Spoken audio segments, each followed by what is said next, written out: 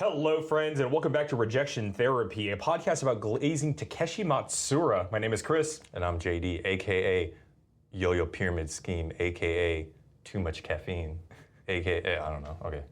Did you actually get any emails on Yo-Yo Pyramid Scheme? Not yet. Someone please email me at yoyopyramidscheme@gmail.com. Well, I asked how long we were going to keep this bit up for, and the answer is clearly 2 episodes so far. And sorry about the delay on these 2 episodes, guys. I had a wedding to go to, and then I just did not have the will to get out of the house to record an episode afterwards. Yeah, no, but yeah, thanks for all the feedback we received. It's been really encouraging to read everyone's positive reaction to the episode 1. Absolutely, yeah. Great to see people talking about us on the Yo-Yo Expert forums, giving us positive reviews on Spotify. Shout out to everybody doing all that. I will say, though, I posted a link to our episode on the the r/throwers Discord. And I got one person asking, who's on it and why should I care? They hated and then that it. was it. I don't think that they liked it enough to listen through. Okay. Or hated it enough to listen through, so. Well, I'm not in that Discord, so it's okay. I didn't, yeah, it's fine. How much of a Discord denizen are you? Not as much as I used to be. Back pandemic, I pretty much lived on Discord. As everybody back in the pandemic. Yeah, I was fully integrated into Discord during the pandemic. It kind of tapered off after the last few years or so, but yeah, I mean, I'm still on there for school and stuff, so yeah. Makes sense. I do think that the entire realm of Discord archaeology is eventually going to be its own subfield within historiography. Well, I mean, Discord's like the new, I don't even know what to compare it to. Because like, for instance, when we met that thrower at the bubble tea place. Oh, yeah. Shout out to our friend. Yeah, he like asked for a Discord, and that's pretty commonplace now. I noticed, you know, what I mean, especially with younger people, it's like they ask for your Discord. They don't ask for like your Instagram. Well, sometimes they ask for Instagram, I guess. I feel Insta is second to Discord, at least in the kind of terminally online groups that we seem to roll in. Sure. Maybe if you're just a nerd, you're gonna actually start with, can I get your Discord instead of like your number or Instagram? I think probably right now the stigma is not such that you could just go start with, can I get your Discord? You have to start with, do you have a Discord? Then you ask, can I get your Discord? Right. Yeah. No, the next time I'm trying to holler at some girl, I'm gonna ask for her Discord and see how it goes. They'll tell me everything I need to know. Good or bad? Good or bad, yeah. All right, well, this episode, to dive into it, we want to go over 2 contests that are now kind of getting into the past, but are still relatively recent, and certainly AP Asia Pacific is the biggest yo-yo contest we're going to be getting until the big wave of nationals start coming later on in the summer. So, of course, US Nats is its own thing. Japanese Nats is something I always look forward to seeing as well. But honestly, Asia Pacific being back, I think, is such a high point this early on in the throwing season and throwing year, and it was much missed while it was gone. Mm-hmm. I watched a little bit of it live. Obviously, it's pretty late night here when it's occurring in the U.S., but yeah, I watched some of the 5A freestyles live and 4A freestyles before the stream turned into a slideshow, and it just started lagging really hard, but yeah, it's cool. It's the first yo-yo contest I've watched in a long time. So I really enjoyed it. I really enjoyed watching it too. Yeah, I'm laughing because I'm looking at my notes here on my laptop, and I have something to say. Look, so when it comes to getting hype at a yo-yo contest, I'm all for that. Mm-hmm. I actually really like it. I think it adds to people's freestyles if that's the energy they're going for. If they're going for a high energy freestyle, I don't know. I think it's cool to hear the crowd react. You know what I mean? And even like sing along to their songs. I will say though, I did hear, and you can hear this in some of the videos on YouTube from the AP freestyles. I don't know if it was someone who competes or if it was like a friend or family member of someone who's competing, but someone's Facebook Messenger notification was like going off during like very quiet parts of some people's freestyles. You just hear the little ping like in the background. And I don't know why, it's just like, yeah, that kind of really grinded my gears. I'm not sure why. Yeah, I see this in big, bold letters on JD's screen, which is why I kind of wanted to give him the floor, and I just ended it with, yeah, I had a lot of fun listening to AP or watching AP as well, because I knew that this was coming. And I can't say I remembered that, but I do know that just in general, the way that the crowd reacts or interfaces with freestyles is something that has definitely been on my mind as of late. One of my favorite modern freestyles, I would say, is Chen Yang's 2023 World's Freestyle in Japan. And it just blows my mind that Chen will request for the audience to be quiet for a minute, and then they only announce that he requested this while in Japan, mind you, in English. So the whole Japanese crowd doesn't know what's going on. They're all cheering, then other people are shushing them, and it just gets super awkward, and it ruins very emotional moment for Chen. He breaks down at the end of the freestyle, and honestly, it's a beautiful, beautiful performance, but it just kind of sucks that it is marred by really weird crowd noise and crowd interaction for much of its runtime. Yeah, you did show me that. I've never seen anything like that before. Like I said, I like when freestyles are hype and the crowd's loud, but yeah, if someone's calling for silence during a freestyle, then yeah, I agree. I think we all should respect it, and you probably announce it in a language that everyone in the crowd or majority of the crowd is going to understand. Yeah, I don't know why they didn't at least have like dual language announcers or something like that. Maybe it's just not in the cards, but I do know, for as much as there's been discourse about 2025 Worlds being like super expensive and being a relatively exclusive venue where not everybody could just show up, they did a good job, at least from what I saw in regards to the broadcast, having a Czech broadcast alongside an English broadcast, and therefore kind of accommodating the two major groups of speakers in the area. But I really do think that because of the presence of Japanese players, both historically and in the modern day, having either co-streamers that are able to cover in another language or having announcers that are there would really help those big multinational contests run smoothly. That being said, for as much as I'm talking about that, I don't think that there was a similar event at AP outside of just people's messenger apps going off, like you were saying, JD. Yeah. Has it already been predetermined where Worlds 2026 is? 2026, yeah, it's going to be in Japan this year, and then back in the US in 2027. And I'm just going to be saving up my piggy bank in order to go to that. I don't know where it's going to be. Dude, I want to go to a Worlds once in my life, for sure, for sure. I want to go to the Olympics. You want to go to the Olympics? In LA, yeah. Oh, true, that is coming. It's coming up. Mm-hmm. I was just thinking, oh wait, no, we just had the Olympics, but no, it was the Winter Olympics, and it's only a 2-year cycle if you view Summer and Winter Olympics together. Yeah, the next summer one's in LA, which that sounds like it's going to be a mess, and I kind of want to go see it in person. Is this like the Rio de Janeiro kind of mess where everybody was like, the pools are filled with poop water? Maybe, I don't know. I've been to LA a few times, specifically downtown LA. I don't know if it's going to be downtown LA, but it's already kind of chaotic from what my interpretation of LA is like there. So I only imagine it's going to be, quite a time. And I want to go witness it in person. I've always wanted to go to a Summer Olympics. I'm a big Summer Olympics fan. Awesome, yeah. Do you think that we're going to have yo-yoing in the Summer Olympics by the time that LA rolls around, or is it going to take a few more cycles? I don't, and here's why. Because of what happened, the whole breakdancing debacle. Uh-huh.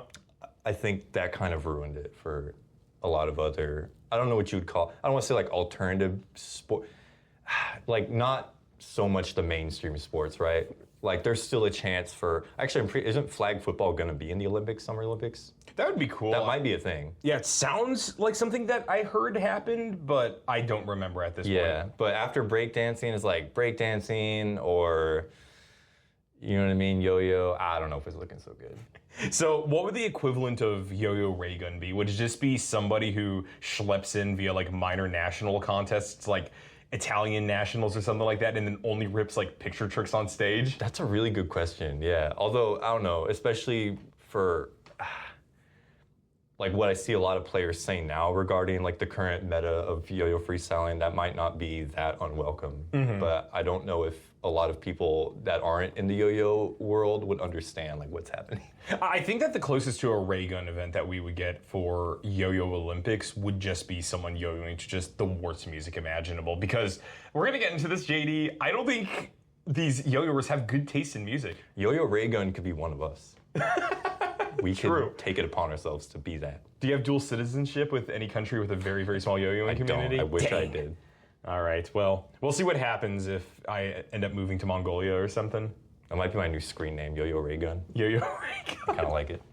And for a long time, you couldn't find her performance. Like yeah, you couldn't find it. I until recently. For some reason now, if you go on YouTube or Reddit, I think you can find the videos. But I remember I kept trying to look up the videos, and it was so hard to find them. They really wanted to keep them off the internet. I think I get too much secondhand embarrassment to ever want to like seek out the whole thing. I have seen like the little clips that people use to impact That's all you the have to points see. about her. Yeah, you don't need to see more than that. So I've seen like the kangaroo hop and the weird one where she like lies sideways on the ground and does like what looks like a truck jackknife where she touches her toes or something like that. Yeah, I don't know that much about the b-boy world. I have seen some, b-boy stuff, and I've seen enough to know that what she did was like, man, that just ruined it for everyone. Yeah. So. Yeah, well, luckily we have a cool international competition to talk about that doesn't have ray gun in it today, where we're going to talk about AP. Like I said before, it's back, baby. I think the last one was in 2019. Yeah, and no breakdancing, but I did see a backflip. Oh, true. Actually, that was at Pacific Northwest Regionals, but I don't know. Do you know anything about Royce? Because this is the first time I've seen him throw, this kid. Is he always tossing out backflips and freestyles? That's what I want to know. Someone needs to enlighten me. My guess was if you can rip a backflip, you probably do it every freestyle, but it's kind of similar to you. This is my first I've seen of him. Okay. But it's kind of like Shutakata, you knew he was doing at least one little corkscrew tricking move on stage every single World. Okay, because like I said, I'd never seen him freestyle, so for me it came out of nowhere, and I was like, whoa. Pretty sure I like stood up when I was watching it, but yeah, I'm a fan. I like it. Yeah, absolutely. Well, to focus on AP first, and then we're going to get into PNWR briefly afterwards, depending on how long we rant about AP for. We have a lot to rant about. Yeah, this is the thing. Like I said, I was just trying to open up the space for you to make your PSA about messages heard when I said, yeah, I really enjoyed AP, because I love every yo-yo contest. I just enjoy watching yo-yo contests, but dude, in terms of the freestyles, I both had some of my highest highs in terms of experiencing competitive yo-yoing again, and some of my lowest lows as well. What are your lowest lows? Well, I want to talk about the controversial things. I don't even know if my take's controversial. I just think that I saw what was, in my opinion, the most soulless freestyle I've ever witnessed. Outside of it being like some kind of like weird statement freestyle. Just the What do you mean by soulless? As in, I don't think that this person, I don't know should I say his name? Can you bleep it out in post? Yeah, his name is... Okay, his name is... Shout out to this guy, by the way. He does have really good YouTube videos, which may be enough context clues for you to understand who this guy is. But I legitimately think that I could identify every single one of his tricks without it even being a matter of me watching and breaking down modern freestyles to that great of a degree. If a boomer like me can watch D'Angelo Pham's freestyles and be like, oh, that is the Ryuichi Nakamura horizontal under the leg hop, or that is the Xavier Ng arm combo, or that is the James Heder neck trick switch, you know there's a problem with the freestyle, man. And it just feels cynical, and it was one of those things that kind of really took the wind out of my sails when I was watching not only finals, but it was the semifinals things as well, where he did what I have often thought would be kind of like a scummy thing to do. And as I get older, I don't think it's as scummy. It's just kind of missing the forest for the trees in regards to what I think a freestyle should be about, where you do the exact same freestyle from prelims to semis, but you just add another 30 seconds on top of it to fill time, where you don't have to practice as many different freestyles. And God, for me, it just kind of gets to the heart of the tension that lies at the center of competitive yo-yoing. And I don't want to start super negative because, like I said, highest highs for a while have also been showcased at AP. Like I said at the start of this podcast, we are probably going to be glazing Takeshi for a while on here. But even the people that I usually am not like a huge fan of, there was at least elements of their freestyles that I found myself very much enjoying or at least applauding. Like Hunter Fierstein is someone who I don't think I can ever say I'm like a full-fledged fan of just because he is so meta-oriented. But I do think his composition, freestyle-wise, this time around was significantly better than Worlds. I absolutely agree. Man. And again, like having come back to yo-yoing this year and getting acquainted with, some of the competitors that are really leading the pack, like Hunter. I haven't seen too many of his freestyles at this point. I think only 3 now. Mm-hmm. And his AP freestyle is definitely the best one I've seen him do. And I'm kind of in the same boat as you. I'm not a super fan of his style. It's obviously very modern. It obviously scores a lot of points, right? But I agree with you. His inventive, I think it is creative. I think there's a lot of creativity. And the composition, too, is definitely there. The musicality in his AP freestyle, I thought was, I thought it was great. I don't remember what he scored. You have the score sheet pulled up, actually, over here. But, yeah, it wasn't really that. It was pretty close between him and Alan Chen, actually, for that first place spot. If I'm judging that competition, to be completely honest with you, I would have gave Hunter first over Alan. I would agree, and we could get into this in a little bit, where even if it is the case that we are just clicking and trying to act like modern judges, I don't get the Alan Chen dub on this one, man. It's a good freestyle. I mean, I watched it again, so I've watched it twice now. I mean, yeah, it's, and we're gonna get into this. It's what the modern meta calls for. You know what I mean? That's how you win. Mm-hmm. But at the same time, to your point, I think this is also how Hunter wins. And so when it just comes to pure sports watching in regards to yo-yoing, where I'm trying to see who performed the best and therefore who should win, and I remove my personal biases from the situation, I need to maybe go back and re-click finals again, but it just feels to me that by every metric, Hunter should have won. Alan was less clean, had significantly more negatives in my opinion, and I think that a lot of Hunter's tricks, which is surprising given the fact that his whole thing is optimizing to demonstrate the difficulty of his tricks so that it's reflected in clicks. I feel that a lot of his tricks are kind of like sleeper difficult in a way that Alan's maybe were a little bit more on their face difficult, and that could have been what pushed Alan over the edge, but still, I think Hunter's execution should certainly have been at about what Alan was at, 47.9 versus 44.4. You said it wasn't that big of a gap. To me, that is actually a pretty significant gap. Well, for the technical execution? Yeah. Well, okay, that is the difference, though. I will add that. And I did note that while I was watching Alan's freestyle again, is the consistency. And I would have to say, I mean, obviously, I'm not a judge. I've never judged a yo-yo competition. But that consistency, I feel like that's kind of what makes the difference between a top competitor and, the rest of the pack. I do think he was a little more consistent than Hunter. I really do. Interesting. Yeah. Okay. I mean, I feel exactly the opposite, actually. I thought that Alan's freestyle felt very messy to me. And this is without me clicking recently in regards to what I thought came out of it. But here's what I'll say. I think that even if it is the case that negative clicks on the side of Hunter and the side of Alan are relatively similar, Alan's mistakes were just way more visible. And part of that comes down to trick amplitude. Obviously, Hunter's amplitude is absurd. You transport Hunter back to like 2015, he by far and away has the highest amplitude zoning and big tricks in the book.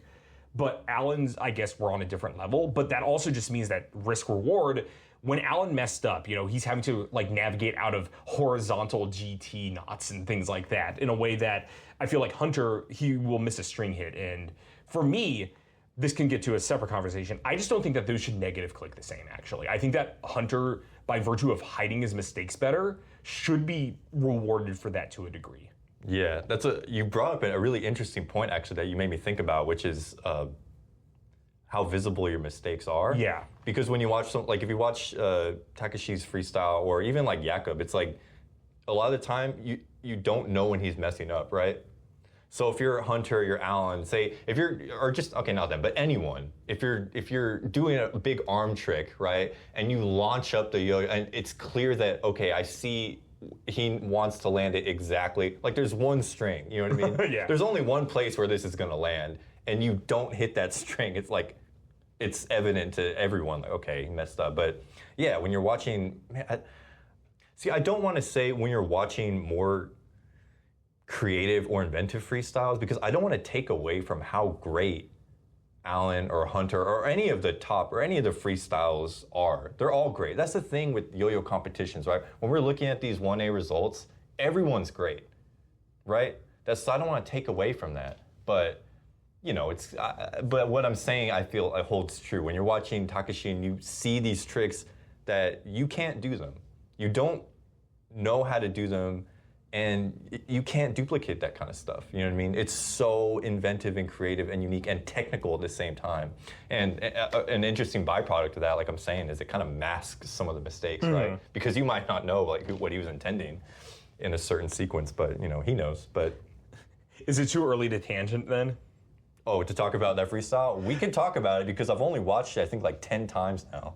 Well, I think part of it is talking about the Takeshi freestyle, but my other tangent is specifically like, because of Takeshi's freestyle being kind of this accelerationist thing where I think that in terms of general sentiment in the community, things are kind of at a fever pitch in regards to the judging system changing, or at least people saying that Takeshi should have gotten first and the judging system is not rewarding what people want to see out of yo-yoing. How do we actually change the judging system? I don't know, but I think you're absolutely on the money. I mean, even if you look at the YouTube videos, look at the number of comments, his has more comments than everyone else's. It was 59 at the time of us recording this podcast. So I feel like that kind of says something, and they're all positive comments, right? Yeah. They're all saying, this is great yo-yoing, this is the kind of freestyle I want to see, should have scored first, et cetera, right? Yeah. So I think you're right. Okay, well, quickly to get to where I want to go on this tangent, because we have tangented the tangent, here's my thing. Takeshi Matsuura, in terms of his technical execution, obviously massively underscored, and then brought it back with the performance evaluation. Now, what I would say is that I do think there is something objectively wrong with the way that technical evals are done in regards to how smaller amplitude tricks are clicked, for one, but two, I do think that technical evaluation does not do enough of a job to actually help represent the aesthetic value of a freestyle. And I don't think that saying, oh, well, that's the job of the performance evaluations, the PEs, does enough to actually get to a judging system that people would enjoy. And what I mean by this is that I do like the fact that AP is shifting from a 60-40 split between technical and performance evaluations to a 50-50 split. And I think you can really see that this is a preferable status quo versus East Coast Masters, which I think actually went the opposite direction. It's 70-30 in favor of performance evaluations, and that was just a rough contest for me to watch where everybody in the top three was doing those meta tricks. They were doing the neck switch thingy where they're just doing they're doing a trapeze on like one side of the neck, and then they will like whip the yo-yo around, swap the side of their neck that the string is on, and then catch it. I know and, what you're talking about. Every single person did that in that contest, man. Yeah, people really like that one right now. But I kind of want to learn it, I'm not going to lie to you. really, with all your hair, I feel like it'd get in the way. It does get in the way, but it can be done. I learned elbow stoles last week. What, you have really hairy elbows or something? No, but I'm just saying I'm a boomer, but I'm starting to, you know what I mean? It's like I learned a few modern things here and there. It's kind of fun. I also feel like you're learning all the modern tricks that are going to most mess your shoulders up. That's true. I already have bad shoulders. But I learned them because I see people do them, and I think, what does it actually entail to learn that? And I'm just kind of curious. And some of it is kind of fun. It's not like I'm ever going to go compete, so I think it's another reason I'm, not that invested in like learning a bunch of modern stuff. But here, I dip my feet in. I'll learn a couple, arm tricks, maybe a couple behind the back, whatever. It's fun. I think for me, though, what I'm ultimately trying to get at with this whole diatribe about judging is that I have a proposal, a modest proposal. Let's hear it. I think that what we should do is start multi-clicking negatives. As it currently stands, any missed element is a -1. But you can obviously multi-click on positives where if you hit a 5.0 hook, it's what, a +5 or whatever. If I was watching Takeshi, I'd be clicking that thing. I do think there has to be some amount of reevaluation done regarding very dense tech or small amplitude tricks where we need to reorient how we think about difficulty. Because Brandon Vu has a video that is literally titled Takeshi, Why Your Tricks So Hard, where he is doing absurdly difficult but smaller amplitude elements that maybe are either like hard for judges to like parse on first pass or are otherwise just underappreciated. And to me, a lot of that stuff is as difficult, if not more difficult, than the big tricks that are often getting multi-clicks. He also has a video called Trying Yo-Yo Thirst Traps, which I didn't click on, but I saw the thumbnail and I was You weren't thirst trapped by Brandon Vu? No, I was concerned. Okay. Yeah, I do feel like Brandon Vu trying yo-yo thirst trap videos has got to be difficult, given that, like, I was watching him when the kid was, like, 15. I don't know what that means. What is that actually? Okay, I may have to watch it. I don't know. I'm curious now. I'm pretty sure that he just takes his shirt off and yo-yos, if I were to guess. Okay, that sounds like every Friday night for me, so. Every Friday night. Yeah, I just don't film it, but. Well, now we got to start posting stuff on the Rejection Therapy podcast story on Instagram. That'll be on our Patreon, actually. OnlyFans. Oh, well, we'll build up to that. Yeah. Did you see like the OnlyFans like owner or whatever died, like cancer, like 40 something? Yeah. Rest in peace. Yeah, rest in peace. Man. I actually don't know how good of a person he is, so. I don't know, but just want to be respectful. Yeah. I feel like I hadn't heard much about OnlyFans in terms of like its cultural impact as of late, and then this has like reignited it, because I feel that there was that whole era where the chuds were mad about OnlyFans and there was a lot of discourse about it, but it died down for a bit. Yeah, I don't know. I don't really know too much about it, to be honest with you. I really don't. This is a great way to just sidestep the convo. It is, yeah. But hey, you know what? To each their own, and I respect the hustle. Yeah, I'm sure a lot of people are, doing a lot better than they were before OnlyFans existed. So look, all I'm saying is yo-yoing in the nude probably opens up tons of new trick possibilities. So you're saying that there's probably a vacancy for a OnlyFans yo-yo page out there? Probably, but I think we have to be hot to start is the problem. Oh, okay, well then, we're out. Anyways, multi-clicking negatives. I think it'd be interesting. And here's the thing.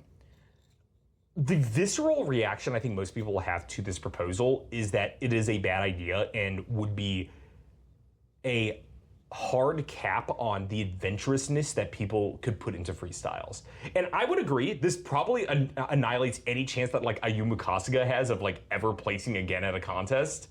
But simultaneously, I do think that if you view us as approaching the human limit in terms of what is possible with a yo-yo in terms of sheer difficulty of trick execution, I think that putting that cap there will actually do more to increase diversity than it would harm diversity via adventurousness. And my reasoning is this. When you begin to multi-click negatives, i.e. you try like a big tower whip or something, you would get clicked more negative because it would look aesthetically worse than if you just land on the wrong string during a tech combo. This, I think, will mean that the very top of the game in terms of like true hardcore zoning actually doesn't get hurt that much. Mir Kim is clean enough across most of his freestyles that he probably does not have to worry too much about this judging change, right? But it does allow for people with lower amplitude tricks that are still very difficult, a la Takeshi, to make a mark in the scene again. And I think it also brings back some styles of yo-yoing that, frankly, I'm getting a little bit sad I'm missing. I know that nobody wants a full like tech combo meta again or a speed meta again, but I think that speed players are really hurting right now. I wouldn't mind that. I wouldn't mind either of those. Really? Just something different. I mean, yeah. My favorite to watch lately actually is, besides watching anytime, Takeshi freestyles, man, some of these freestyles are pure art. I'm talking like Ryuichi Nakamura, Worlds 2025, 7th place, which I don't think should have scored 7th place. I think that freestyle went over a lot of people's heads.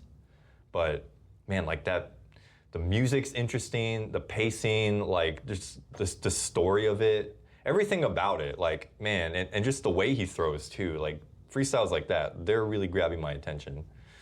I think Ryuichi Nakamura is maybe the best top-level competitive yo-yoer in terms of his artistry, like that is frequently grinding today. It's art, man. It's so good. It's art, and like I was saying, I'm not trying to take away from other top-placing freestyles, but that to me is way different than what a lot of people are trying to compete with. And I have something to say. I have a PSA. Okay, another one? Yeah, because we're all about spicy opinions here on Rejection Therapy. Stop the Star Wars music. Justin Dower did it and peaked in 2024 with that. No more Star Wars. And look, I grew up on Star Wars. When I was a kid, I would put in Return of the Jedi VHS tape almost every single day. Okay, so I'm not hating on Star. I love Star Wars, right? Something about people freestyling to Star Wars music is so unbelievably corny to me, and I don't know why. And I think they should stop. Well, what do you think about the Justin freestyle in 2024? Have you seen that? I don't think I've seen that. He yo-yos to like a mashup of like Duel of Fates and Binary Sunset, like all of the big heavy hitter songs. But he does it with like an immense amount of, not aura, because I think aura is intrinsically not self-aware. Like being self-aware means that you can't have aura in the way that the kids talk about it, but I think he is like cheekily self-aware, but he's doing like all these like little like hardcore poses where he's like forced choking and stuff like that. See, that's what I'm talking about. No, but that's the thing, it's like not corny. Oh, okay, For me, it's like he's wearing his heart on his sleeve, and it's just the right amount of tongue-in-cheek. Are they remixes though, or are they like straight from the OST? Mostly straight from the OST, okay, but that might be fine. They're remixed in such a way that they flow into one another. Oh, that's fine, yeah. Okay. Yeah, I think that, like, I agree, we gotta stop going to Star Wars music, but for me, it's because Justin Dower, like, knocked it out of the park with his Nats routine, and ever since, people have not been able to match it. Also, another thing, Ryuichi Nakamura's last major freestyle where he was wearing shoes, which is my era, like, Ryuichi Nakamura now, I guess he wore shoes in 2025 National, so I'm wrong. He's like starting to go barefoot a lot more. He's got them dogs out in a lot of these freestyles, but he's kind of had like a very artistic turn as of late, but in 2023, he hadn't quite gotten that artistic turn out yet. He yo-yos to Star Wars as well, and it is, I've clowned on this freestyle for its music so much, and it blew my mind when Owen said that was one of his favorite freestyle songs. It is like Darth Vader dubstep. It's truly abysmal. We got to do better at picking music for freestyles. Yes, please. I don't know what it is, man. Most yo-yoers, I love all of you, but the music that you guys are picking for your freestyles is truly blowing my mind. And look, okay, I know I'm hating on Star Wars, but like you're saying, there is a way to do it and really hit the mark when it comes to musicality. Mm-hmm. 5th place, AP. Now that we're still talking about AP, kind of here and there. He did Star Wars music, right? But his musicality was awesome. Yeah, who was 5th? Nam Dong-hun? Yeah. Yeah, I really thought he did a good job with the Star Wars music. Chris Toledo at Pacific Northwest also used Star. I don't know if it's the same remix. It might have been actually, but they both used a very similar like Star Wars remix, and the musicality was not there. And so I was watching these two freestyles back to back because we're going to talk about both these contests today, and I was like, man, he could have took some notes from this guy on how to freestyle to Star Wars. Better yet, don't use Star Wars at all. Dude, I like Chris Toledo too, but I agree. So do I. His throwing is great. His tricks are great. I just thought it wasn't really synced up with the music at all. I mean, maybe it is another thing that's coloring my opinion of Alan's freestyle and the reason why I am so, I wouldn't say down on it, because I do think that Alan probably plays top 5. I just don't think it's a first place freestyle. But he's yo-yoing to like the tuniest music I've ever heard. And I'm pretty sure it's Camellia. Don't quote me on if it's Camellia or not. You don't like the TikTok trick? Dude. I actually kind of like that part, I'm not gonna lie. The thing is, I think that like Brandon Vu and like the whole Offset team are like trying to do this for every single freestyle now, because Xavier yo-yoed to Fiend at Worlds, I believe. Which also, please don't yo-yo to Fiend. Oh my goodness. I'm gonna have to watch that. I'm interested in how that went, actually. I'm curious. Man, I missed the early 2000s, man. It was all like hyper pop, like Japanese hyper pop and like good hip hop and rap. You know what I mean? I kind of missed that. I don't know what happened.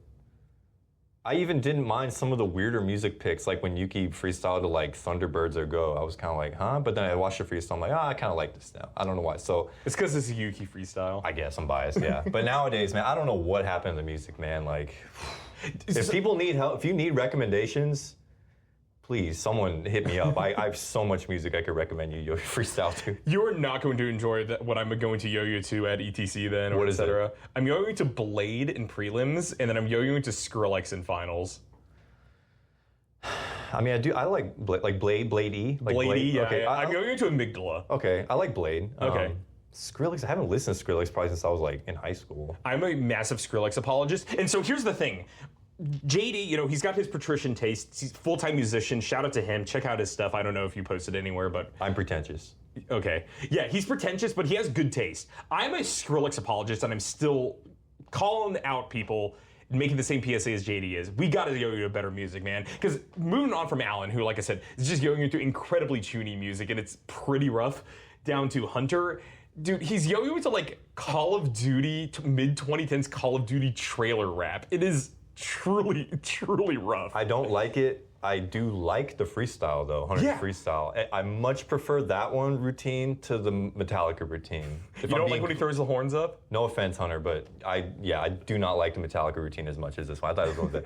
I like Jakob's picks because he picks a lot of music that kind of challenges you, challenges your ear. You know what I mean? I don't remember this one for AP. It starts with oh man, what was Horses it? galloping Horses, and neighing, yeah. and you even hear like the crowd start to laugh. They're like, "What are we listening to?" You know what I mean? And then it progresses into this kind of cool mashup of I think several songs. But they're like I said, they're not the most easy to palate songs I've heard, but they work really well for his style. He knows how to play to them, and I really appreciate that.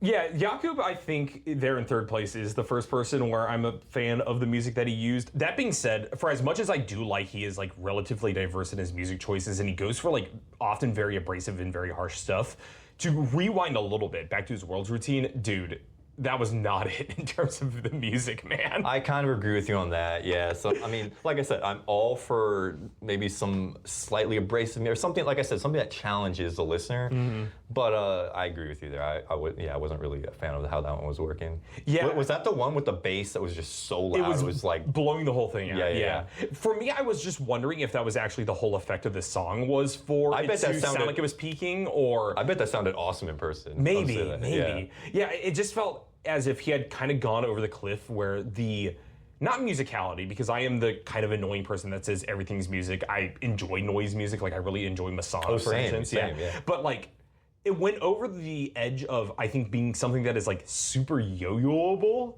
And he definitely kept the beat, right? Because it had those like staccato little rhythms in there that he was following. But I don't think it unified. It did not grab in the way that I think some of his other music choices do. Like his Czech Nationals routine from last year was really good for being abrasive, being in your face, but also being very musical, for lack of a better term. And I also really enjoyed his song at AP. But then we moved to Takeshi, and I don't know if Japanese rap just doesn't do it for me, but You didn't like it? It was too hyphy. I like it. I think it works. I mean, yeah. I don't know. I don't know much about Japanese rap, to be completely honest with you. But I think it, like I said, it works for his style, and he knows how to play to it, and I liked it. I guess for me, it's just a language that I think is like hard to write rap in because it's syllabic, right? Sure. Because each phoneme is like its own syllable, versus like in English, to make a rhyme is a little bit more, not a contrivance, but rather it is more stochastic across the language. Like when you draw a rhyme from one thing to another thing, it's often irregular. Like you could pull an adjective and make it rhyme with a noun or something like that. While it kind of feels like the rhyming in Japanese is predetermined or too obvious in a way, and it therefore kind of lessens its impact. But this is, of course, coming from someone who doesn't understand Japanese, and I think maybe like the lyrical weight could balance that back out. But yeah, I can say I was a big fan of Takeshi, and I don't want to go through like the whole list of everybody, but what I will say up top is we got to yo-yo to better music, just collectively as a community. Otherwise, we are going to get ray gunned if we do make it to the Olympics. Did you watch any of the 3A or 2A or 5A or 4A? Yeah, I have notes on all of those. I think that right now, 3A is maybe the coolest division to watch. 3A is super cool. 3A is always inherently incredibly cool. Absolutely. But it kind of feels like post-COVID, and especially like post-2023 Worlds, we are really getting just a massive step forward of not just the very top competitors, but just the general level of expertise from 3A players in a way that is like pushing the medium forward for the first time in a while. And this is, of course, from an outside observer, someone who's not really deeply ingratiated in 3A, but kind of in the same way that there was discourse where, since Takeshi and Jake Elliott, nobody was pushing 5A forward until like Jihu Lee came along, was a point that a lot of, I guess, more casual fans had about 5A. I had that same impression about 3A up until more recent Worlds, and AP really blew the door wide open because, man, there were some incredible 3A freestyles. Wei Yu Zhang in first place. I know you have a lot of notes about him, but I also really wanted to shout out Kim Dong-young, who for me was actually my kind of like people's champion or my favorite person. But a lot of this actually wraps back to my earlier thesis statement about obvious mistakes. I think that like Wang Yu Zhang's stuff is like a little bit more risky, but when he messes up, especially in 3A, because your mess ups can just be so difficult to get out of, it felt like less of a cohesive freestyle than second place, where I thought that Kim Dong-young did a great job of minimizing the effect his mistakes have, and therefore I kind of revisit his freestyles more than I do first place. Yeah, I thought his technical execution was amazing.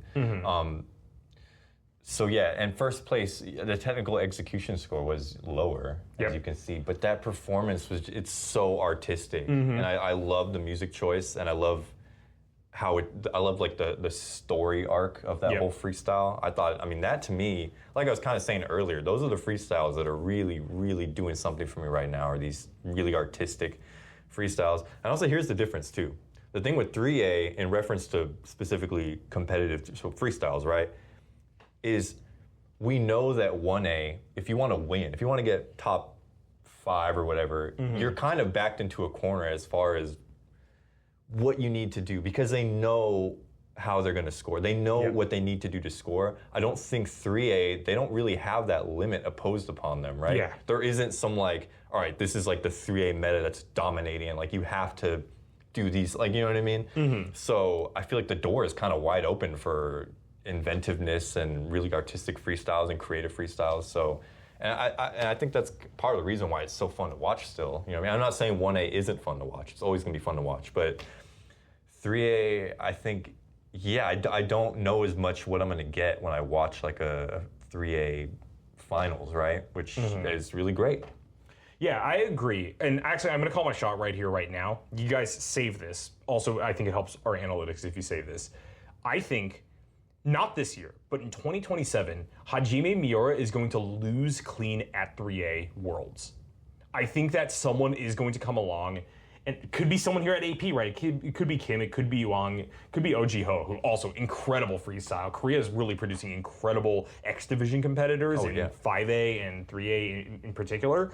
But I think that someone is going to beat Hajime clean at Worlds in a freestyle in 3A. And it will not be because Hajime knots 3 pairs of yo-yos like he did in 2024. They are just going to finally break through that glass ceiling and be the person that is innovating 3A in not a way that Hajime never could, because Hajime is incredible, but I do think that there are a lot of people who are really beginning to like nip at his heels in regards to ability. And I think that we are going to see someone truly challenge Hajime in the next few years. I want to learn how to do that little Eli hop where one goes up, one goes down. You know what I'm talking about? Oh yeah, I know what you're talking about. Yeah, seeing people do that trick, that makes me want to learn 3A. I'm like, that's so cool. Dude, I want to learn 3A as well, but my proposal to you still stands, where we just stand shoulder to shoulder because I'm left and you're right in terms of throw hand, and then we could do like, what can we call this? Hydra 3A? No, Hydra is already a yo-yo style where you have a yo-yo on each side of one string. I was trying to think, what if there's a way where I throw towards you in front of you, but then also like we do one, like our other hand, like behind the back, we do a trick at the same time. That'd be pretty crazy, but I think that we just stand like shoulder to shoulder, maybe even like we wrap arms around each other's shoulders, and we just do 3A together as a crew. Yeah, that sounds fun. And then we could like do Doc Lucky's to do it as a vision or something. Let's do it. This is where true innovation happens. This, and then I would really like to start working on more Mobius, and I want to do Mobius with 2 yo-yos. I think that that's also a big step forward. I want to get into my, I want to enter my 5A era. Yeah, I just got a yo-yo for 5A and a soft counterweight, so we're in good shape. Yeah, I couldn't find any of my softer counterweights. I used to have a bunch of like the throw monkey used to come with those little balls. I don't know where they went. So I finally got a new counter, because I was trying to practice with the standard Duncan dice. The thing hurts. Yep. Okay, it's dangerous. I was like, how is this still being like sold with a free hand? It hurts so much when that thing hits your hand. You see, for me, it's not really a problem of the pain, because like I said, coming from ballad song, my hands are completely destroyed at this point. But rather, it's just how loud that counterweight is when it smashes into your yo-yo. Oh yeah. We were at a juggling meet here, a little juggling practice at University of Texas, and I was playing. What's it called? That titanium yo-yo you have? Oh God, it was a yo-yo I bought on Amazon for like $50, and it's made out of titanium. I think it's called like the TC4 or something like that. That was awesome. I was trying to do like a double B sting or something, and that the counterweight smacked the thing. And even by the time I could grab it to stop it from ringing, it was so loud, and it just has such a like, you know what I mean, like really resonant, Bell-like piercing bell. Yeah, that like the whole room went. It's a pretty big room. Went completely silent. Everyone just looked at me. I did that like 3 times. And I thought, I don't know. I wasn't embarrassed. I thought it was hilarious. I was like, I thought it was funny. I could command a room with this. Yeah, metal yo-yo. Yeah. You don't want to do a bunch of things that are going to cause the yo-yo to ting when you're playing with titanium, just because it is known for like that as an effect. Don't bring that one to church. We were literally yo-yoing in a church. We were actually, yeah, good point. We were in a church. Yeah, but to also talk about 5A, dude, Miggy winning felt so good. That freestyle was awesome. It was super clean. I thought it was very technical. No notes. I mean, I don't know. I was blown away. My thing is, I do want to talk about Jihu Lee, who came in second place. This is a guy who, won Worlds in 2024. 2025 dropped, I believe, and that's the reason why he didn't come first.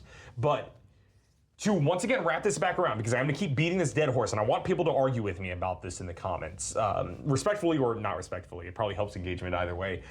But to my whole thing about negative clicking more in cases where a mistake is more obvious, I think Jihu Lee has a style that, unless you rip it clean like he did at 2024 Worlds, it's very obvious when he messes up. And part of that comes down just to the speed he does 5A at. But Miggy Hezon, which I think had a freestyle that went for bigger tricks overall, winning, felt really good, even if the flow wasn't quite the same as what Jihu Lee does at his peak. But I think it's a deserving fact that Miggy wins just because he hit his mistakes better again. Also, I like how diverse 5A is in terms of competitors, like their nationalities. From first, it goes Philippines, Korea, Japan, Vietnam, Japan, China, Singapore, Australia, China, Thailand. As opposed to like 2A, where I think like almost the top 5, everyone's from Japan. I think. What's it with Japan and 2A? Does no one else really like 2A that much in Asia? I think that 2A just in general is incredibly difficult to get into, and most people just never find their way over to it these days. 2A's always been Japanese, hasn't it? Yeah, I mean, Shinji Saito won, like 13 Shinji worlds? Saito, yeah, he won all those worlds back in the day, yeah. Yeah, and then Shu Takada kind of took his torch at least the world level. I don't know, I feel like there is going to be a 2A resurgence at some point. I think that right now, the Throwers subreddit actually had a few people post 2A recently and got a lot of people hyped. Dude, it was good 2A too, man. Well, that's back in the day, that's all they had, right? Before we had unresponsive yo-yos, I feel like, back in, like, what else were you really doing besides rock the baby? You're going to loop. 2A looping, that was the most impressive thing you could do. Yeah, and honestly, when older people come up to me and they talk about yo-yoing and they said, oh, I remember the Duncan crew coming back in the day. They were all doing the looping stuff. That's kind of their continual impression about what competitive yo-yoing is. But to quickly jump back to 5A, shout out to Wayne Zhu from Australia, bringing the crossplay back after so many years. I loved it, yeah. That was one of the ones I saw live actually on the live stream. Yeah, cool for him. I think he lost a lot of weight recently in order to get back into crossplay, so good for him. As you said, very diverse division, which makes me think that is going to be the ray gun division in that's the ray gun division? Yeah, because I have heard this before that like 5A has the lowest barrier to entry to like place decently at contests with, where it's easier to pick up than like 3A is, for instance. For sure, objectively speaking, I can. I would agree with that. Yeah. But simultaneously, still not a ton of people do it, and therefore you can place decently well at like regional contests and stuff like that. And I mean, I think you could probably even place decently at like Nats. Wouldn't you think 4A would be easier to learn and compete with? I don't know. I just don't like 4A, so I don't think about it I feel enough. like it would be, but I don't know. I don't want to discredit 4A competitors and how difficult it is. Yeah, I'm not sure. I kind of want to ask Tyler Severance how much he practiced his freestyle this year, because he placed, I think, 4th at Nats. And obviously, Tyler is one of the most influential and important 5A players of all time. Absolutely. But I'm pretty sure that I was listening to the Goods podcast and he was like, yeah, I might go to Worlds. And he didn't mention competing at all. And I wouldn't be surprised if, like, spur of the moment, he's like, you know what? Screw it. I'm competing at a Nats. And then he goes and places 4th, which to the point. I think, like, obviously Tyler's yo-yoing at a level that most of us will never 5A at, but you could probably, if you really grinded 5A, start placing pretty quickly. Or me specifically, because I'm never competing. By you, I mean the audience, but also yes, right. you as well, JD. No, not me. I'm not going to ever compete. But yeah, I would love to see someone come out of nowhere and hit a freestyle at Nats or Worlds and place near the top or top. That'd be cool. A lot of us we're beating a dead horse, but I think a lot of us are ready for like a paradigm shift when it comes to like 1A freestyles. I don't know, man. It's so tough because like. I said it before, I think I said it on the last podcast, and I will say it again. As much as I talk about there maybe not even needing to be an adjustment, but clearly the atmosphere amongst people is they are dissatisfied with contest placements. And I will say, my visceral reaction to the vast majority of contests is like, yeah, dog, that was not the correct thing to put in first place. Kind of clashes with my intuition that I do think that, one, the judges that contribute and judge our contests are both geniuses, very important people within yo-yoing, and also doing a great service. So I never want to besmirch what they do. But at the same time, like, I don't know, man. I think that we gotta have our judging reflect what we think is cool more than what we think is difficult.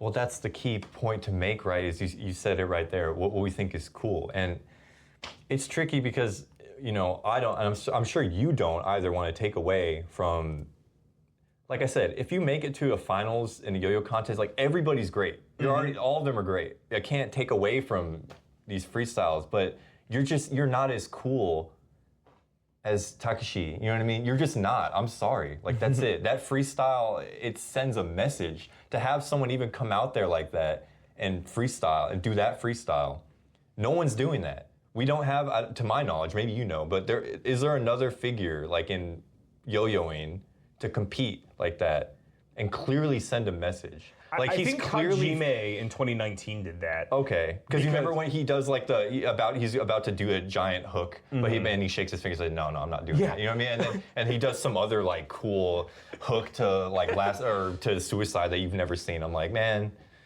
He's trying to send a message, and I love it. I'm all here for it. What, are you telling me yo-yo to game over isn't as cool as fake whipping, shaking your head no, and then showboating with no throwing for 10 seconds? Like, all I'm saying is this. Takeshi's hilarious. All I'm saying is this. Okay, the first place freestyle at AP is awesome, and I respect it, and I love it, and I like watching it. But there isn't a sequence where he's doing a string trick for more than like 2 seconds. Yes, this is a major problem that I have with modern yo-yoing. And that's for me, opinion-wise, we're all entitled to our opinion, is not as cool. That's what I'm saying, not as cool. Yeah. Maybe for other people and their tastes, especially for maybe younger players, I'm going to assume, they see all these arm tricks, they see the zones, they see greedy hops or whatever, and that is cool to them. For me, not as cool. When I see Takeshi do this insanely technical, unique, inventive freestyle 1A, that's cool to me. It's tough because I feel that it's almost just a matter of saturation where, here's the thing, Jakob also does not play within mounts for more than like 3 seconds. You know I'm right. For the most part, yes, but he's different, right? This is the thing. He's different. That kid is different, man. He's different, okay? And some of he does do some, man, I don't know, maybe in AP he had like one combo that was just like a straight string trick combo that was actually kind of long. But that was like it. And then, but even the way he does like his arm combos though, they're different than everyone else. There's a fluidity there and a style to them that I actually like watching a lot more than some of the top competitors. So yeah, that kid is different. I also talk about Ayumu Kasuga a lot, who is, in my opinion, like the most adventurous and interesting horizontal player alive, who also simultaneously rips obscenely difficult zoning tricks all the time. And he has speed combos in there as well, but clearly the speed combos are not the way that he's like getting his points. It's also not the way he's losing his points. I've never seen someone just refuse to compromise their freestyle to the degree to which Ayumu Kasuga does, because that man will never go clean in his life.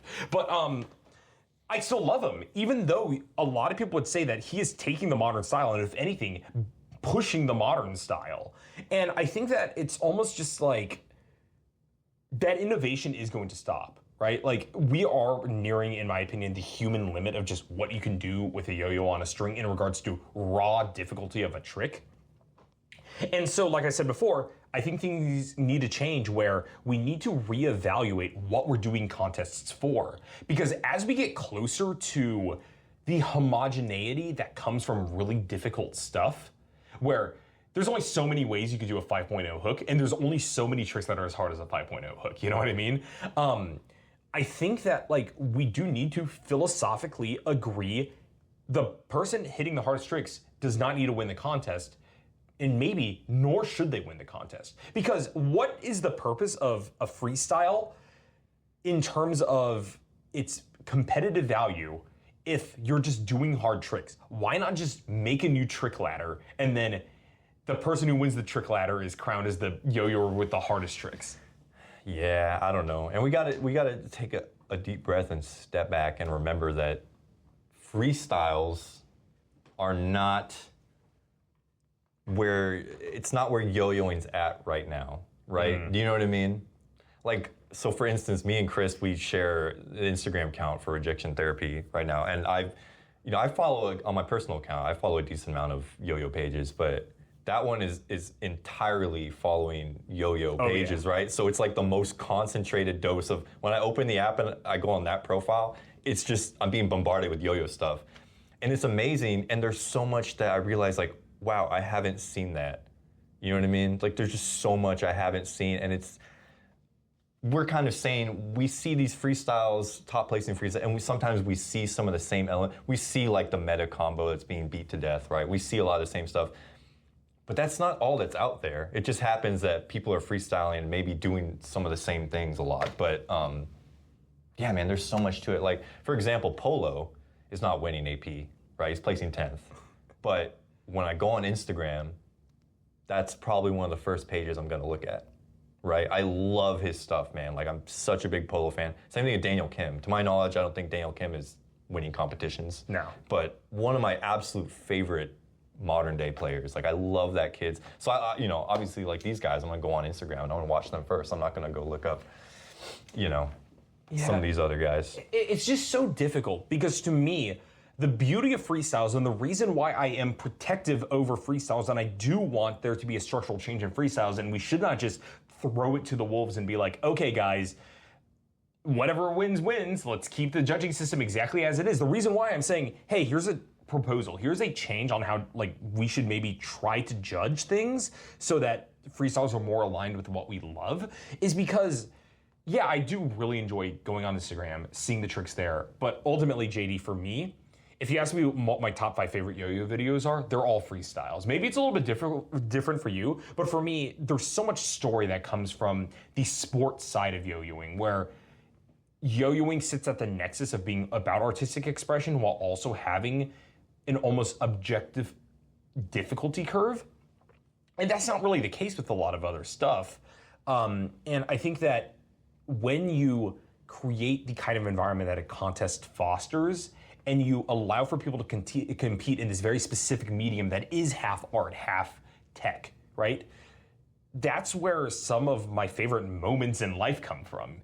And so for me, when I see, like, Zach Gormley 2015 coming back and then getting third in 2016 with a freestyle that is much more, in a way, artistic, that is Zach going from playing the game of the contest in 2015 to doing exactly what he wants to do in 2016, when I see something like Jake Elliott grinding for years and then finally beating Takeshi and being the first American to win 5A in forever, I think since Tyler Severance, actually, at Worlds in 2015, right? It's one of those things where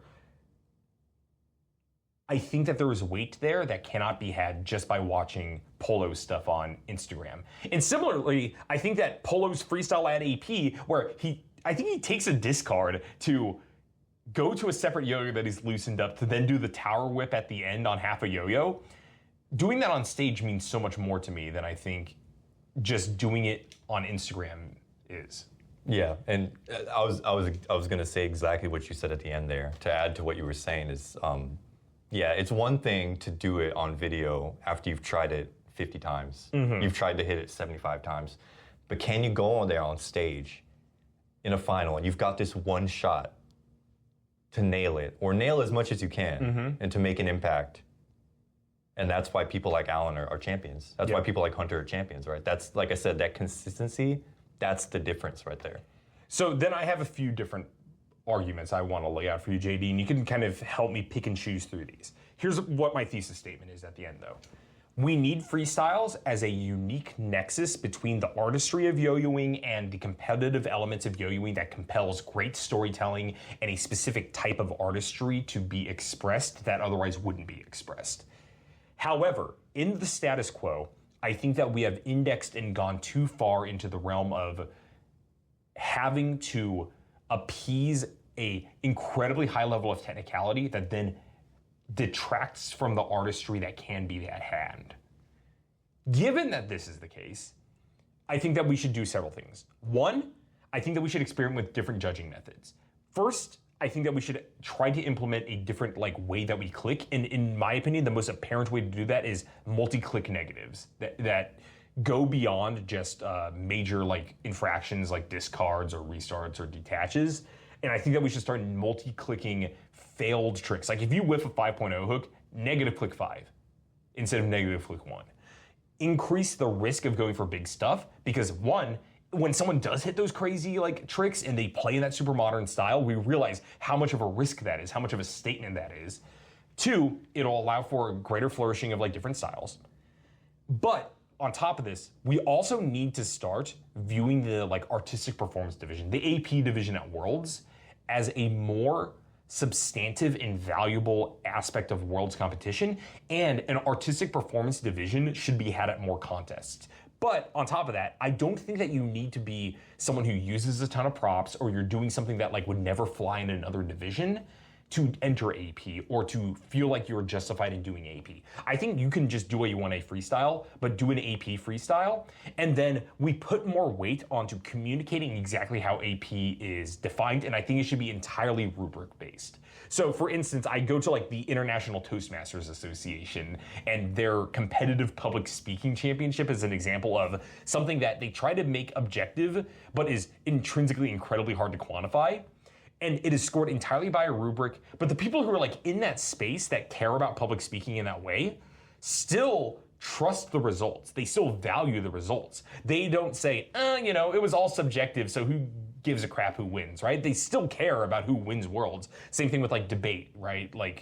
If you look at the World Debate Championships, all of that is done on a subjective analysis of the judges, and yet it's still valued. And I think that we should have a entire division that has no clicks whatsoever, and it is just rubric evaluation. You could have, as part of that rubric, how hard were the tricks, as one of the segments of scoring. But I think that we need to step away from valuing clicks as the end-all be-all, or at least have a division where it isn't the end-all be-all. That's my really long-winded, two-pronged approach to this that I would like to hear your take on. Yeah, it's good stuff. I mean, I like especially what you're saying, if you're going to hit the big 5.0 hook, you better hit it. I like that idea of, adding more weight to or the riskier tricks, like you said, It's really going to be a risk if you're trying to hit that. I like that. So, yeah, I mean, it's interesting ideas. I think it's good takes. I don't know exactly if it's going to change it all, but I think we got to run our own contest, dude. This is going to be the after-hours contest where you get ID'd at the door so you can yo-yo with foul language. Maybe. Didn't you say there's already people trying to organize an alternative yo-yo contest with different rules and different structure? Like I said, there's been some experimentation. AP experimented, actually. It was different than a traditional 60-40 split. East Coast Masters is also experimenting. I just think that it's going in the wrong direction, where I even think it's there's no negative clicks. I don't remember exactly how they do it, but they did something to mitigate risk. Well, I'm saying actually increase risk, but there's adventurousness in that way. And I also think I mentioned to you that there were the alternative freestyles back at Worlds 2016, and I don't know who else did it. But that plus the yo-yo battle format of stargazing night means that there are things in the world that are kind of moving this direction, but those are individual players. What I'm calling for is a genuine structural change where things are not radically different when you go up on stage. Competing in Stargazing Night is an entirely different environment, entirely different approach than doing a freestyle at US Nationals, for instance, right? What I'm saying is that going up on stage for, let's just say, our Austin yo-yo contest that we design should feel the same as going up on stage at Nats, but the evaluation criteria is entirely different. Yeah. And I think that that is something that doesn't really exist. Like, for instance, I don't think the alternative freestyles in 2016 were ranked at all or judged at all. They were just good showcases. And I love those. I love those demos. I love the Faye Webster Invitational for a similar reason. But I just think that a lot of the stuff I saw at the Faye Webster Invitational could be ranked. And I think that there could be competition of that sort. It just is a matter of embracing or understanding the dynamics behind subjectivity and how subjectivity is not a bad thing or like a taboo in the world of competition. You know what I realized during the course of recording this episode is that social media killed the yo-yo video. Just like video killed the radio star or whatever. You know what I mean? Because back in the day, like I said, I would watch like the JD freestyles. After they happen, I'd be like, oh my gosh, like this is the pinnacle right now. And then Wow, you talking about your own freestyles? I'm crazy. such a narcissist. No, but so Johnny Del Valle, just so we're being clear for the listeners, watch his freestyles, right? This is early 2000s, and then he released like the X-Con video, and I'm just like, wow, this is like, you know what I mean? It was amazing, but for different reasons. This highly stylized and edited video with these badass tricks, and people don't make that anymore. It's not the same thing. I disagree. To release a GoPro video like a lot of people do nowadays.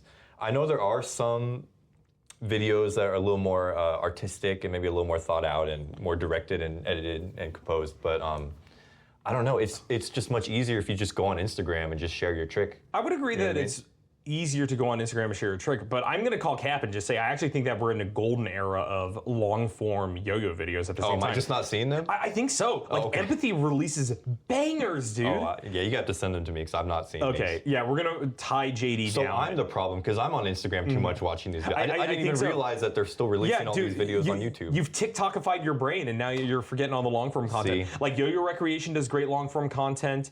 For some reason, a mental cycle I go into is visualizing the shots of the Hirotaka Akiba Chobi gorilla video in my head, because he does it to like this very like clear electronic beat, but because he's doing all those like little chopstick tricks, it just like sticks in my head where I can visualize the chopstick tricks alongside the beat of the song. And But my like lives rent free in my head. argument isn't totally invalid though, because I don't think they're having like long form videos. I don't think they're having an impact like they used to. Is what I'm trying to say. As someone who's kind of maybe online tracking all of the quote unquote major releases of yo-yo videos back in the early 2000s. Like I said, we didn't have social media, so when someone releases a video, especially a notable player, we all saw it. We all watched it and took notes. So it's also like we don't have save death anymore.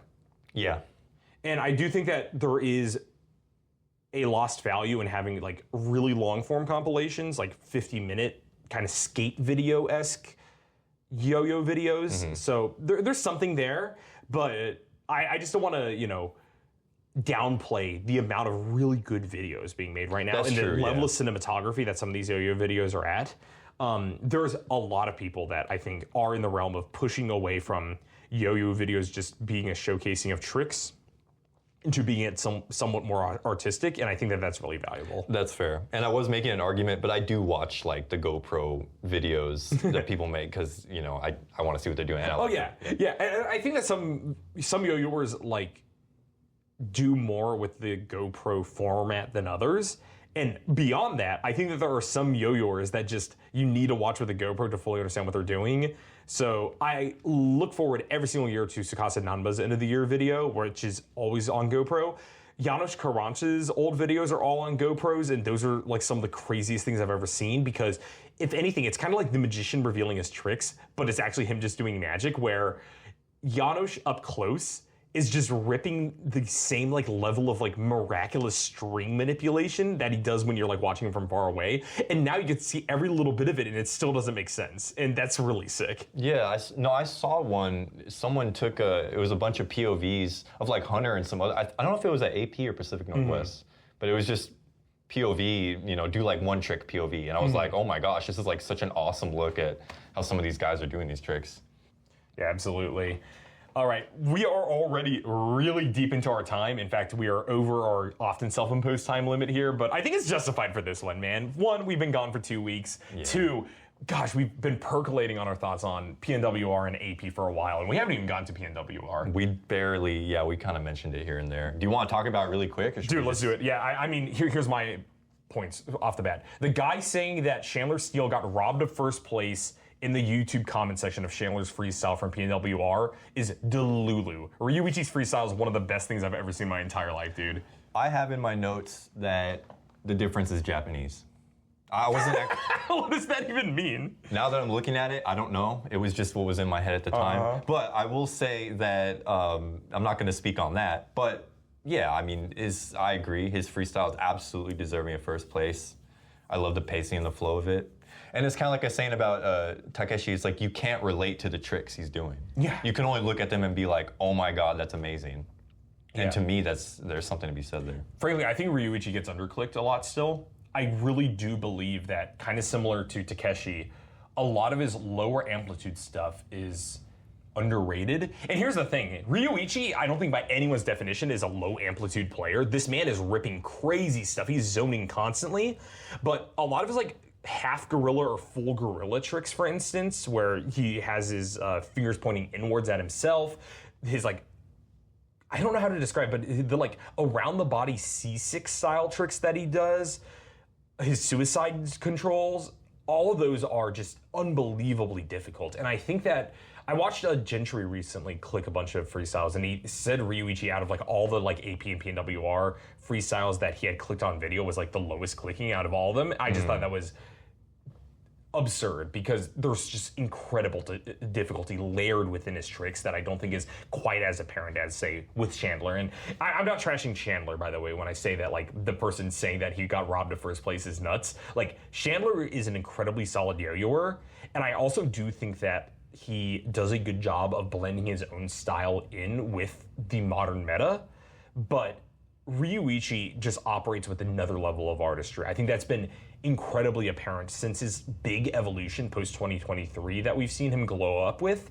And I think it came to a head at 2025 Japanese Nationals, and every freestyle he's done since is just banger after banger after banger. There's an interview of Sting, musician Sting, and I think they're asking him about songwriting and what makes a good song in his opinion. And he says something about surprise. When it comes to the composition of music, he needs surprise. Like, he needs something about the music that that surprises his ear. So you're not just hearing the same old regurgitated songwriting techniques and compositional techniques. And there's something there. It's the same with yo-yo freestyles to me. There's an element of surprise when I'm watching a player like him that I don't see with a lot of other freestyles. And yeah, that's just something that I think a lot of other yo-yoers could really take note of and could benefit from. It's like you don't really know what's coming next. And that stands out to me so much when I'm watching freestyles. I like being taken by surprise, like, whoa, I didn't see that coming. You know what I mean? Like I said, when you've seen these big, showy, what do you call them?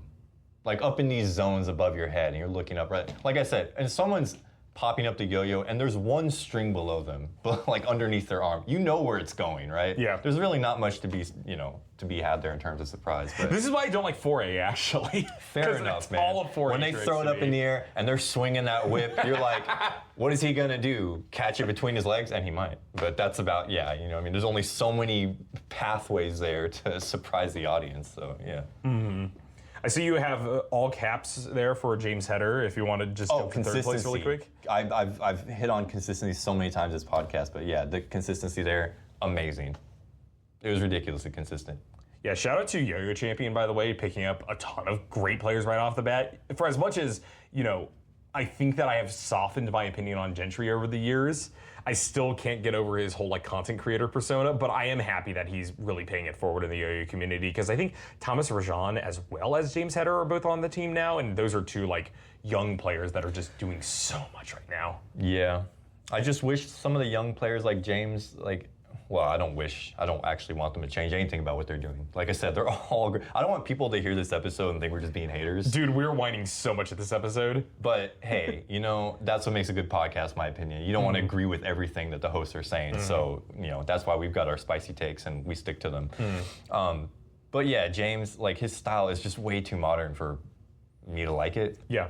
it's amazing. And like I said, and that consistency as a player myself, I can appreciate it and I can marvel at that and be like, wow, I can tell what this kid is focusing his practice time on, and it really pays off. And that's why he's third place. So yeah, there you go. Yeah, I think that James is someone who is just like so awash in the language of the modern style of yo-yoing that I kind of like wrap back around to just rooting for him, because he's entering into like yo-yoing, I think, in a way that we never did, where it was kind of always a sport for him. And I don't want to speak on his behalf. I've never actually talked to James or anything like that. Let's interview him. We should interview get him people on at here. some point. James Header. There's a bunch of players I would love to interview and like talk to on our podcast. Yeah. The thing is, at the same time, I just like hanging out with you, man. Yeah. We'll do some special episodes in the future, but for sure, I do want to get some yo-yoers on here. James would be high up on my list, actually, just because I want to know kind of what the quality of like a young yo-yoer who is growing up in this modern era is versus what we grew up in, right? Because it's like when you talk to Owen, shout out to Owen once again, by the way. I think that he actually released the Osmo fully on his website, so go pick one up. It's really, really fun. Actually, pretty old school organic-esque yo-yo. It's a really nice smooth H-shape profile and plays very nice and bouncy. But when you talk to like Owen as a player, right, he just has a different perspective on basically everything. It's a massive paradigm shift from where we're at. And seeing how those players will develop, like what are they going to be doing 10 years from now, is something I'm really excited for about this new generation. Yeah, I mean, that's why I want to interview players like that. I want to interview players that, like you're saying, have such a different lens than I do. Because I've been yo-yoing for like 20 years, right? So yeah, I want to interview maybe some of the younger players, or maybe like 3A players, 2A players, like someone that does like a style that I know nothing about. I just want to pick their brain about it. Speaking of which, shout out to Aaliyah Tan winning the X Division, I believe, at PNWR. Dude, oh my God, she has gotten Koro down in such an incredible way. I think that she was on Kill Your Yo-Yo and mentioned that Koro was like the trick that like got her to stick with 3A, but you can really tell that it's kind of almost in a way going back to like the really ancient days of 3A that they talk about, like the Yonomicon, where there were different schools of 3A, where some people were doing like assisted suicide-esque tricks, other people were doing like Koro, other people were just like doing like mirrored mounts on either side, blah, blah, blah, blah, blah. Like Aaliyah Tan pushing Koro the way that she does is so impressive to me, and I really, really enjoy watching her freestyles. And I don't know if she's going to be the person that will dethrone Hajime in the way that I was saying in like 2027, 2028. But I do think that she is going to, one, win Nats this year, and two, absolutely crush it at Worlds, and everybody, not just the US community and not just like the very online community that sees stuff on like Reddit or the Discord and stuff like that. I think everybody's going to be like, wow, Aaliyah Tan has just thrown down some of those freestyles of the past, decade in this division. I'm excited to watch it. I'm here for it. And much better music choice than a lot of other freestylers, I will add. She does have good music. Unknown Mortal Orchestra is an awesome band. Mm-hmm. All right, well, of the people that we talked about so far in terms of people I want to have on, I am trying to really clunkily segue over to our yo-yo review because we are massively past time. Okay, you have a point I do have a before quick that? question. So, because I don't know anything about contests, so X Division, is that first place, second place, third place, or is it like 5A has its own first place and 4A has its own first place? Or do you just clump them all together? I thought they just clump it all together. I actually don't know, because I'm pretty sure that if you don't come in like pure first place on evals, there's probably like an asterisk that if you're in third but you're the best performing 4A player, you're probably like, oh, I was the best performing 4A player, or the 4A quote unquote champion of PNWR or whatever. I'm not exactly sure though. Someone get at us in the comment section about that, because I don't really know what the culture around that actually is. Okay, because I was surprised, if that's how it goes, I was surprised that Mike Marshall got fourth place. I would have put that maybe even first place. I do see how here in notes impressive. the gigantic all caps. I don't How know is if this you fourth watched place? that freestyle. That was an awesome freestyle. I'm reading the bullet points after that, and I'm not going to read those out loud. Just You don't have to read them out loud. My notes are all over the place. Look, when I was younger, I didn't do that well in school, I'll admit. Okay, I didn't really learn how to take effective notes. So what you're reading might be a little rough around the edges for your eyes. But yeah, if you didn't see that freestyle, go back and watch it. Mike Marshall, salute to him. That was an awesome freestyle. Yeah, awesome stuff. I don't think he should have got fourth. I don't agree with that. Yeah, I'm not going to read your comment about judges that I see down there. Oh, you don't have to read that now. Okay, I'm going to try this really bad segue again. You ready? Do it. Speaking of people in the realm of yo-yoing that I want to have in interview on this podcast, Doc Pop. Doc Pop is, to me, a legend. And the reason why I say he's a legend is because I learned so many tricks from him when I was younger. And pretty sure I learned how to Brent stole from him, branding, skin to gerbil. He's invented so many classic tricks. I mean, if you don't know, Doc Pop is a legacy yo-yoer artist. And I had the pleasure of meeting him last year in, I think it was February. I was on tour with the band. And I saw we were coming through San Francisco. And I already wanted to get his DIY yo-yo that you can purchase on his website. I think it's drpopular.com. So I actually sent I don't know Doc personally, but I sent a DM to him. I shot my shot, as they say. And I said, hey man, would you be able to sell me a DIY in person? I know I'm coming through San Francisco in February. And he did. He met me downtown and he sold me a DIY in person. And I have to say that this is maybe the best plastic yo-yo I've ever thrown in my life. I love the diameter of it. I love the size. I love the shape. It just feels fun. And for me, when I throw a yo-yo like this, do you agree with that? It does feel fun, I will say. So to give a quick rundown, because I have all the stats on my side, in terms of weight, we're looking at 66.8 grams, about 46 millimeters wide, 58 millimeters in diameter, with a 4.5 millimeter gap width, which I'm a big fan of because you go any smaller than that, it starts snagging like crazy in my opinion. But this yo-yo, I agree with JD, is incredibly fun, and it doesn't sacrifice performance in the way that a lot of other plastic yo-yos do, almost like it's an affectation. Oh, I'm building a fun, casual yo-yo that therefore doesn't have to play well as long as it's bouncy, has kind of been the approach that a lot of people have taken with plastic, especially like higher end Delrin throws in a way, which is kind of funny. I guess it's because when you are looking at like the entry level market, you kind of want some level of performance so that new players can, actually hit a bind on them. But you kind of hit like this like mid to high grade plastic market of like $50 to $70 or so. There's a lot of stuff that the DIY is up against that to my playing tastes just don't perform well enough to justify the price tag. And the DIY is not that. It is both fun and performant. Yeah, I think it plays like what you pay for it. You know what I mean? I think it's around $50 in that price range. And yeah, I can't say enough good things about it. It finger spins really well, and yeah, I got the yellow. I got the most fun color. It does look nice. If you want to have the most fun with the DIY guys and you're considering buying one, get the yellow one. I mean, given that it's called the Desert Island Yo-Yo, I think having one in safety yellow probably is the best way to actually get rescued from that desert island, so we can play with metal yo-yos again. Well, that's the premise, right? It's like if you were stuck on an island and you can only pick one yo-yo to have with you, what would you pick? And yeah, I think you hit the nail on the head. This is exactly what I would want to have with me. Actually, I would pick a fixed axle because the bearing would get ruined and you would have no way to fix it. What would be yours? What would be your Desert Island yo-yo? That's tough. You don't have to say this one just because we're doing a review segment. I don't know. Like I said, now because we're actually asking the tangibles, do I get to swap bearings and strings? Sure. Okay, if I get to swap bearings and strings, Savage 55, unfortunately. Just because I know it can handle anything. I like its really tiny diameter of only 54. It is my favorite yo-yo for a reason.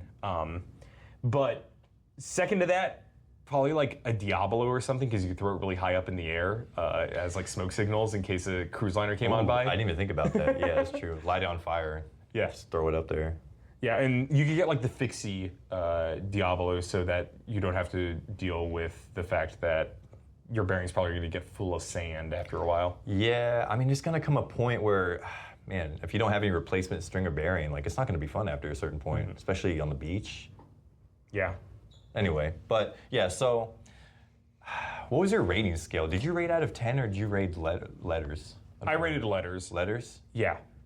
Well, this is obviously S tier to me. I think you knew I was going to say that. Yeah, it's difficult because in my preamble to reviewing the Empathy Copper from Kieran Cooper, The problem that I had was that I kind of backed myself into a corner, and I do think it's the correct corner to live in. It's very comfy there, where I said, I'm going by performance, which is why, as much as I love the Dark Magic 2, for instance, it objectively just doesn't perform as well as a modern yo-yo. It performs shockingly well for the era it was made in. Fair enough. But to me, I think that it is difficult to rate a yo-yo super highly based upon factors that are as subjective as it plays fun. Because to me, I love my Brick Boys, for instance. I like when yo-yos thud at the end of the strings and do nothing, have no bounce, take a lot of effort to move. But most people would say that those are not very appealing attributes to yo-yo. And so to me, I kind of feel like I have to go to a broad analysis of two things. First, how well does the yo-yo objectively perform? What's its spin time? What's its stability? Does it have any quirks in play that cause it to have issues? I.e., is it a super snaggy yo-yo? Is the yo-yo going to tilt off axis really easily? If you bump it wrong, is it going to die? Those kinds of things. Then the second thing is kind of how well does the yo-yo fit the niche that it is trying to fill?